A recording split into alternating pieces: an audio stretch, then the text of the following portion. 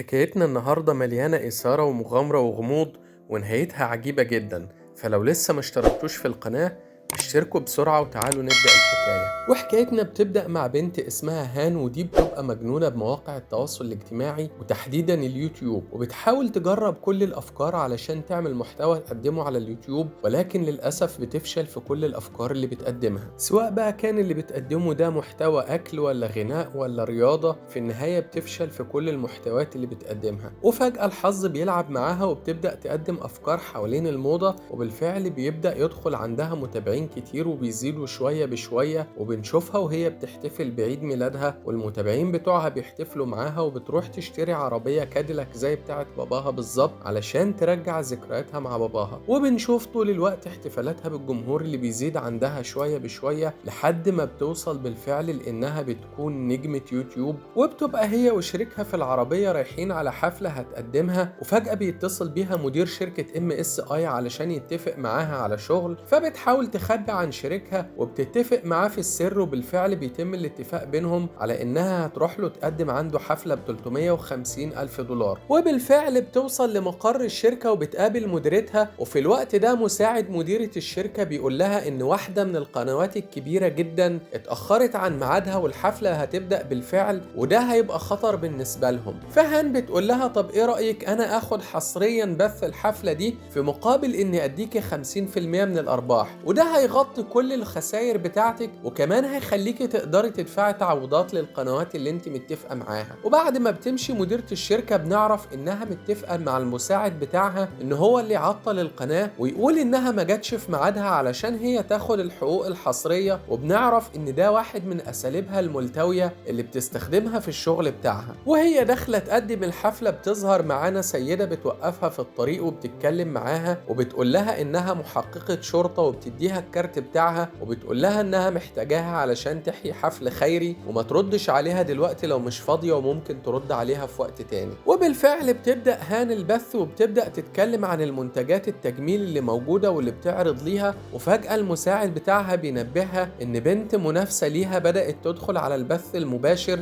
وانها بدأت بالفعل تذيع الحفلة هي كمان. فبترجع لمديرة الشركة وبتقول لها مش ده الاتفاق اللي كان بيني وبينك، ومديرة الشركة بتقول لها بيزنس از بيزنس، هي عرضت عليا انها تديني 100% من الارباح في مقابل انها تبث الحفلة بشكل مباشر وحصري، وده هيخليني اقدر ادفع تعويض محترم للقنوات اللي كانت جاية تغطي، ومش هيخليني اكون ملتزمة بالنسبة لك بحاجة وانت تقدري تغطي زيك زي اي حد تاني. فده بالنسبة لي هيكون اكسب كتير جدا وهيخليني اقدر ادفع التعويض بتاع القنوات اللي كانت جاية تعمل تغطية واحتفظ لنفسي بهامش ربح كبير جدا. وفي الوقت ده بيجي مدير شركة MBS وبيقف وبيتكلم مع هان، ومديرة الشركة بتقول له انا سمعت ان انت بتدور على قناة جديدة، ففي عندنا اكتر من خيار هنا وفي عندنا اكتر من بنت موجودة تقدر تفاضل ما بينهم. فبيقول لها الحقيقة بنات اليومين دول محدش يقدر يثق فيهم بشكل كبير، وبيسيبها وبيمشي، وهان بتروح تتصل بيه بالموبايل وبتكلمه في لايف وبتقول له انا موافقة على الاتفاق اللي اتفقت عليه بيني وبينك رغم اني كنت طالبة اكتر من كده. فبيقول لها بس بشرط عايزك تجيلي بكرة في الاستراحة بتاعتي. فبتقعد شوية تفكر مع نفسها كده وبعدين بتقول له ولكن حول لي الفلوس دلوقتي فورا وانا موافقة على اي حاجة تقول عليها. وبتخرج هان من الحفلة وبتركب العربية بتاعتها، ومن التعب بتحط دماغها على الكرسي كده والدنيا بتمطر وبتروح في نوم عميق، وفجأة بتصحى وبتلاقي نفسها في مكان ضلمة ومش عارفة هي موجودة فين. وبتبدأ هان تستغيث وبتطلب النجدة وبتحاول تعمل اي حاجة علشان توصل لأي حد، ما بتلاقيش اي حد يساعدها، وفجأة بتلاقي تليفون موجود وحد بيتصل بيها وبيقول لها ان هو صاحب التليفون، فهو بيقول لها دوري في اي مكان حواليكي كده، اعرفي اي حاجة وقولي لي انت فين وانا اجي اساعدك. فبتدور وبتلاقي كرة صغيرة فبتعرف انها محبوسة في صندوق عربيتها، فبتديله رقم العربية بتاعتها وبتوصف له المكان اللي هي موجودة فيه، فبيقول لها مفيش عربيات كاديلاك سودا في المكان اللي انت فيه. فبتقول له انت عرفت منين انها سودا؟ انا ما قلتش انها عربية سودا. فبيرتبك اللي بيكلمها وبيبدأ يسوق العربية وبيمشي. وبنكتشف ان اللي خاطفها سايق بيها العربية وماشي بيها، وبيبعت لها فيديو على تليفونها وبيقول لها خلال ساعة من دلوقتي لو ما حولتيش $1,000,000 هوديكي للمكان اللي بتتخرج فيه العربيات، ودول بسلمهم العربية وبياخدوها يعملوها خردة بغض النظر عن الحاجة اللي جواها ايه. فمعنى كده ان انت هتتحولي الكفتة جوه العربية بتاعتك من غير ما حد يعرف عنك اي حاجة. فحلك الوحيد دلوقتي يا بنت الناس ان انت تطلعي تليفونك وتعملي لايف دلوقتي على قناتك على اليوتيوب، وحاولي تحوليهم لي فورا والا هتموتي ومحدش هيعرف عنك اي حاجة. فبتقول له كل اللي تملكه هم ال $350,000 اللي قبضتهم، فبيقول لها حوليهم لي، وبالفعل بتحول له المبلغ وبيقول لها دخلي رقم الحساب بتاعي علشان الفلوس اللي تجيلك من البث المباشر تتحول على حسابي فعلا. وبالفعل بتعمل كده وبتبدأ البث المباشر، وبيبدأ الجمهور المتابعين ليها يشوفوا البث المباشر بتاعها وبيبدأوا يسألوا هل ده فعلا بيحصل حقيقي ولا انت بتمثلي علينا وبتعملي كده علشان تبدأي تكسبي تعاطفنا وتحققي دخل وتحققي مكسب مادي كبير. وبنشوفها وهي بتتصل بالشرطة وبتستنجد بيهم وبتديهم الإحداثيات بتاعتها وبتقول لهم هي كانت موجودة فين بالظبط، وبتبدأ تتكلم في البث المباشر ان الخاطف عايز منها $1,000,000 وانها مش معاها الفلوس دي وانها محتاجة ل $650,000 بأسرع ما يمكن. فواحد بيبعت لها في الكومنتات يديها فيديو يقول لها ازاي تقدر تهرب لو هي محبوسة في شنطة العربية، ومن ضمن الحاجات الكتير جدا اللي بيقعد يحكيها انها ممكن تخرم التانك بتاع العربية بأي آلة حادة معاها، وفي الوقت ده هتقدر تفرغ التانك من البنزين وده هيخلي العربية تقف. ففي النهاية ما بتلاقيش فايدة من الكلام وبترجع تاني للبث المباشر مع الجمهور بتاعها. في الوقت ده بنشوف واحد اسمه الصليبي بيبدأ يبعت لها فلوس فبتشكره، فبيبعت يحول لها آلافات الدولارات كل شوية، فبتحس انه الموضوع فيه مشكلة او فيه خدعة، وبتكتشف ان الصليبي ده هو الخاطف بتاعها، ولكن ما بتبقاش قادرة تعرف مين هو الشخصية الحقيقية، وبتعرف ان ده مجرد اسم مستعار. وبتبدأ وهي ماشية العربية تقول للي خاطفها حاول تهدي العربية شوية لان مصاريني قلبت وممكن ارجع اللي في بطني. فالراجل بيحس انها بدأت تهرب او بتحاول انها تهرب، فبيبدأ يرجع بالعربية لورا وبيسوق بسرعة مجنونة جدا. وفي الوقت ده البث المباشر بيبقى شغال وبيكشف معالم المدينة كلها، وفي اللحظة دي بيتصل بيها ضابط الشرطة وبيقول لها انت فين، ابعت لنا اي معلومات عنك. فبتقول له انا محبوسة في شنطة العربية بتاعتي ومش عارفة انا فين. فبيقول لها من خلال موقع الخرائط حاولي تعرفينا انت فين. فبتفتح وبتقول له على موقعها وبتقول له انها بدأت توصل مدينة سنغافورة بالفعل. وفي الوقت ده بنشوف شريكها في الشغل بيتصل بيها وبيقول لها ايه الهبل اللي انت بتعمليه ده. فبتقول له انها مش بتعمل البث ده على سبيل الهزار وانها بالفعل مخطوفة وما بيكونش مصدقها. فبتقول له خد اللابتوب بتاعي وروح افتح دلوقتي وشوف المنافسة بتاعتي، لربما تكون هي اللي مدبرة الموضوع ده وهي اللي عاملة المكيدة علشان تخلص مني. وبالفعل بيروح يفتح اللابتوب بتاعها وبيشوف الاتفاق اللي تم ما بينها وما بين شركة MSI، وبيعرف انها قبضت $350,000 من غير ما تقوله، فبيحس انها عاملة الحدوتة دي كلها. وفي الوقت ده بتروح ترجع تتصل بالشرطة تاني وهي متوترة جدا. فضابط الشرطة بيقول لها كفاية كذب ولعب عيال، انا حد اتصل بيا دلوقتي وبلغني ان كل اللي انت بتعمليه ده مجرد تمثيلية وملهوش اي اساس من الصحة. وهنا بيظهر معانا في البث المباشر تشوي شريكها في الشغل وبيقول لها انا رحت شفت كل الحاجات اللي موجودة على اللابتوب وعرفت الاتفاق بتاعك مع شركة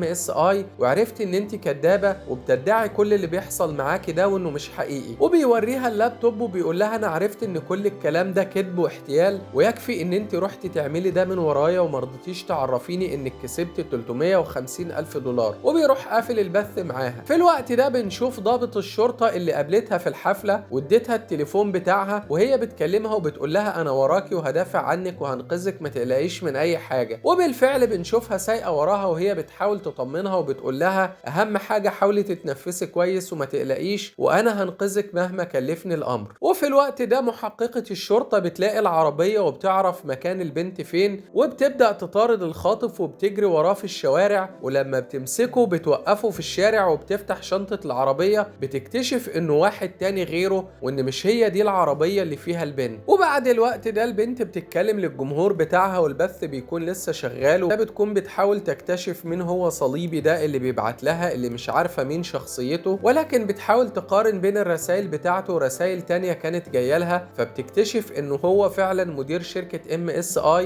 وبتبدأ تقول للجمهور بتاعها ان اللي خاطفها هو مدير شركة MSI وانها هتكلمه قدامهم على البث المباشر. وبالفعل بتجيب رقم تليفونه وبتتصل بيه، ولكن بتسمع التليفون بيرن في شنطة عربيتها، فبتمد ايدها تجيب التليفون وبتفتح السوستة، فبتلاقي مدير شركة MSI معاها في صندوق العربية وصابع ايده مقطوع وفي عصابة ملفوفة على بقه وكأنه ميت بالفعل ومحبوس معاها في صندوق العربية. طبعا بتقول الكلام ده لكل متابعينها على قناتها على اليوتيوب، وبتعرفهم ان في جثة موجودة معاها بالفعل في شنطة العربية، وبكده بتتأكد هي والجمهور ان مش مدير شركة MSI هو اللي خاطفها وهو اللي بيحاول يموتها. وبترجع تتصل تاني بالراجل اللي خاطفها وبتقول له انا هعمل لك اي حاجة بس ارجوك بلاش تموتني وبلاش تموت الراجل اللي معايا في صندوق العربية، انا عايز اعرف انا ممكن اكون اذيتك في ايه او عملت لك ايه. قال لها انا عايزك تظهري قدام جمهورك على حقيقتك، حاولي تشوفي الجمهور محتاج ايه بالظبط وحاولي تعمليه علشان يبعت لك فلوس، لانك قبل الساعة 12 منتصف الليل لازم تكوني جمعت ال 650 الف دولار اللي انا طالبهم منك. فبتسأل الجمهور محتاج ايه، فبتلاقي الجمهور طالب منها حاجات لا اخلاقية، وبتبدأ بالفعل تفك زراير البلوزة بتاعتها وبتقول لهم هي دي حقيقتي. وفجأة بتروح ماسكة آلة حادة وضربة بيها ايدها معورة نفسها علشان تثبت لهم على البث المباشر انها بالفعل مخطوفة وان دي مش مجرد حيلة علشان تاخد منهم الفلوس. في الوقت ده صاحبة شركة مستحضرات التجميل اللي كانت بتقدم لها الحفلة بتبعت لها المبلغ كامل علشان تكمل ال 650 الف دولار، وبتقول لها حاولي تتماسكي انا معاكي لحد ما تخرجي من الازمة دي على خير. وفي الوقت ده بنشوف شريكها في الشغل حاسس بالندم انه بلغ الشرطة ان اللي بيحصل ده مهزلة ومش حقيقي لما بيتأكد فعلا انها مصابة في ايدها. وبنشوف هان في الوقت ده بتبعت رسالة على البث المباشر لوالدها وبتعتذر له وبتقول له انها كانت انانية طول الوقت وانها اتخلت عنه وقت مرضه وما كانتش معاه ولا كانت واقفة جنبه، وانها حاسة بالندم عن كل موقف تصرفت فيه بندالة وانها ما كانتش جنبه بالفعل زي ما اي بنت صالحة لازم تكون جنب والدها في الوقت ده. وطبعا بنشوف كل الجمهور بتاعها وهو بيسيب المحادثة وبيمشي ومحدش بيبقى مهتم انه يكون معاها ولا يكمل غير مديرة الشركة اللي قلنا عليها اللي بتدخل تديها الفلوس. وطبعا في الوقت ده بتفتكر بنتنا عيد ميلادها الاخير اللي كانت موجودة فيه، والصليبي دخلها على الكومنتات وبدأ يرخم على الجمهور بتاعها ويتكلم معاهم بطريقة غير اخلاقية، فراحت عامله له حظر فبدأ يبعت لها رسائل سخيفة، فبدأت تهاجمه وتشتمه وتعمل له حظر، وادت رقمه لكل الجمهور والمتابعين بتوعها وقالت لهم انه ده واحد بيرخم عليها في عيد ميلادها وانه اي حد يقدر يبعت له رسائل او يتصل بيه يعمل معاه الواجب يا ريت ما يتأخرش. وبالفعل بدأت تروح له رسائل اهانة وتهزيء، ومن الوقت ده الصليبي اعتبرها عدوة لانها اساءت ليه واهانته بشكل مباشر، وعلشان كده بتبقى فاكرة ان اللي خاطفها وسايق العربية هو ده الصليبي، فبتبدأ تعتذر له وتقول له حقك عليا انا اسفة، يا ريت تسيبني امشي وانا هنفذ لك كل اللي انت عايزه، انا اديتك الفلوس فممكن تخرجني زي ما وعدتني. فبيقول لها بالفعل انا وعدتك اني اخرجك ولكن قبل الساعة 12، ولكن للاسف التحويل بتاع الفلوس جالك بعد الساعة 12 علشان كده هتموتي، وعايز اقولك ان العربية دي مش هتقف وهتفضل ماشية لحد ما تموتي وانت جواها. في الوقت ده بنشوف صديقها وهو رايح للشرطة علشان يبلغهم ان بالفعل اللي بيحصل حقيقي وانها ما كانتش تمثيلية زي ما قال لهم، وبيقدر يحدد مكانها من خلال الايباد اللي بتبقى رابطاه بالتليفون بتاعها وبيعرف هي في اي منطقة بالظبط. في الوقت ده صاحب شركة MSI بيبدأ يفوق وهو معاها في صندوق العربية، وبتسمع في الوقت ده اللي خاطفها وهو بيقول لها نفذي جريمة قتل واقتليه وانت على البث المباشر دلوقتي. فمدير شركة MSI بيقول لها ارجوكي اوعي تعملي كده، فبتمسك السكينة وهي بتحاول تطعنه، وبعدين بتروح ضربة تانك العربية بتخرمه، وبتقول للراجل اللي خاطفها اما تانك العربية يفضى ونعطل كلنا في الطريق، لا اما تنزلني لا اما هولع بالولاعة دي وهتتفحم معايا جوه العربية. وفي الوقت ده بتجيلها مكالمة من الشرطة بيقولوا لها احنا اتعرفنا على صاحب حساب الصليبي ولكن ده طفل عنده 15 سنة ومات بقاله سنة بالفعل، وسبب وفاته انه مات بالانتحار، ولكن ما نعرفش اي حاجة عن الحساب من بعد وفاته وفاته. وحاجة غريبة جدا انه يكون بيتصل بيكي او بيكتب لك دلوقتي وهو متوفي بالفعل. وفي الوقت ده بنشوف اللي خاطفها وهو بيفتح باب العربية وبينط منها، وبيسيب العربية وهي ماشية علشان تنزل بيهم في البحر. وبتنزل العربية بالفعل وبتبدأ المية تدخل في صندوق العربية وبتبدأ تغرق. فمدير شركة MSI بيقول لها في ممر ورايا، وبيلاقي صبعه المقطوع وبيزقها كده وبيخرج هو الأول وبيسيبها ورا منه. بتحاول كتير جدا لحد ما بتقدر تطلع من المية، وبتخرج من المية وبتروح عند سلم عند الكوبري وبتبدأ تطلع عليه. وفجأة بتبص بتلاقي الراجل اللي كان خاطفها واقف فوق السلم وبيشدها من شعرها وبيطلعها لفوق على الطريق. والراجل اللي كان خاطفها بيبص في الساعة بتاعته بيقول لها الوقت اتأخر جدا، للأسف مش هقدر أهرب واسيبك، وقبل ما اسيبك لازم أخلص عليك. وبيمسك سكينة في إيده وبيحاول يطعنها بيها، ولكن بتعضه وبيبدأ يضرب فيها وبيقول لها بتعضيني ليه لما ممكن نتكلم مع بعض. وبنشوفها بتقع على الأرض وبيقف وماسك السكينة قصادها، وقبل ما يضربها بالسكينة بتظهر المفتشة بتاعت الشرطة وبتضربه بالنار وبتوقعه في الأرض ميت. وبتقول لها مفتشة الشرطة استنيني هنا دقيقة واحدة هروح أجيب حاجة من العربية بتاعتي واجيلك. فبتطلع هان التليفون اللي لقيته في شنطة العربية وبتبدأ تتصل على رقم المفتشة. وفي الوقت ده بيرن رقم تليفونها وبيظهر على الشاشة كلمة ابني. فبتعرف هان إن التليفون ده بتاع ابنها، وإن الصليبي ده ما هو إلا ابنها الطفل اللي عنده 15 سنة اللي كان بيحط لها كومنتات على الأكاونت بتاعها، وإن هو اللي كان بيكلمها يوم حفلة عيد ميلادها، وإنها لما أهانته وشتمته وأساءت له. والولد جات له رسائل كتير جدا من متابعينها، دخل في حالة اكتئاب وانتحر ومات بالفعل. والمفتشة بتقول لها زي ما دمرتي ابني وحزنتيه وخليتيه يخسر حياته ويموت بحسرته، أنا كمان فكرت إني لازم أخسرك كل فلوسك ولازم أخليك تباني قدام الناس كلها قاتلة. علشان كده كنت هخليك تقتلي مدير شركة MSI قدام الناس كلها على البث المباشر، ولكن حظك إن الراجل ما ماتش. وبتفضل رافعة المسدس بتاعها في وشها، ولكن في اللحظة اللي بتحط فيها المسدس على دماغها بتيجي الشرطة وبيكون معاهم صديق هان اللي بيكون فاتح البث المباشر من خلال الايباد بتاعها. وفي الوقت ده هان بتقول لها ارجوكي بلاش تعملي حاجة زي كده، بلاش تقتليني. فبتقول لها خلاص خلينا نرجع تاني للخطة الأصلية. وبتروح ماسكة المسدس ومرجعاه على دماغها وبتروح ضربة نفسها بالنار وبتقع قتيلة في الأرض. وفي الوقت ده هان بتقرب منها وهي حزينة جدا وزعلانة، وكل رجال الشرطة بيتلموا حوالين هان، وصديقها بياخدها وبيبدأ يتحرك بعيد، وضابط الشرطة بياخدها من قدام القتيلة وبيبدأ يتحرك بيها بعيد شوية. وبنشوف ضابط الشرطة وهو بيديها التليفون بتاعها وبيقول لها إن الخاطف بتاعها ده مجرم شهير ومدان بقاله 3 سنين في قضايا وجرائم كتير جدا، واللي كان ماسك الملف بتاعه كان بيتابع القضايا بتاعته هي المحققة أم الطفل اللي مات، وهي اللي جابته علشان يخطفها ويخلص عليها. وبنشوفها وهي راجعة على البيت هي وشريكها في الشغل اللي بتقول له أنا آسفة. فبيقول لها لا ما تعتذريش، أنا كمان غلطت لما ما صدقتش إنك مخطوفة وافتكرت إن الحدوتة كلها مجرد كذبة بيني. فبتقول له أنا بشكرك جدا على اللي عملته. فبيقول لها ما تشكرنيش ولا حاجة، أنا بالصدفة لقيت الأيباد بتاعك وبناء عليه قدرت أحدد مكان التليفون بتاعك، وعلشان كده رحت للشرطة وقلت لهم إن أنت مخطوفة بالفعل. وبالفعل قدرت من خلال الأيباد بتاعك أصور بث مباشر للحظة القبض على المفتشة، وده من حسن حظك خلى القناة بتاعتك الاشتراكات بتاعتها تزيد جدا. وبنشوف القناة بتاعتها وهي وصلت 1,000,000 وأكتر من 1,000,000 مشترك، وبنشوف المشاهدات بتاعتها وهي زادت جدا، وبنشوف الجمهور وهو بدأ يرجع يهتم بالفيديوهات القديمة بتاعتها، وبدأ يشوف تاني فيديوهات الغنى والطبخ ويشوف المحتوى القديم بتاعها. وبنشوف قد ايه القناة بتاعتها حققت أرباح كتيرة جدا، ولكن من غير تزييف ولا كذب ولا خداع ولا ضحك على الجمهور بتاعها. وبكده يا أصدقائي بنوصل لنهاية قصتنا. قولوا لنا رأيكم في الكومنتات ورشحوا لنا مسلسلات وأفلام كورية وآسيوية تحبوا تشوفوها معانا، وما تنسوش تدعموا القناة علشان نكبر بيكم ومعاكم، ونشوفكم في قصة جديدة.